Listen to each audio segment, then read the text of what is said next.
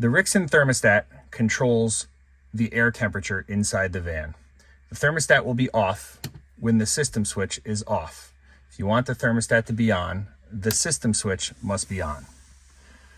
Once the thermostat is on, you'll notice this temperature right here that says 66. That's the interior temperature of the van. It says heat off. If I want the heat on, I can press the on/off button to turn heat on. The temperature that's next to heat is the temperature set point. Right now, it's set to 89 degrees. If I want to lower that temperature, I can press the arrows. You'll notice that nothing happens when I press the arrows.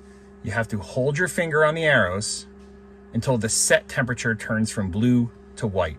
Once that happens, it's very easy to change the temperature. You know there's a call for heat when the flame icon is illuminated red. If we change the temperature to something below 67, the flame icon will turn gray and the 61 degrees will turn blue. There's no longer a call for heat from the thermostat.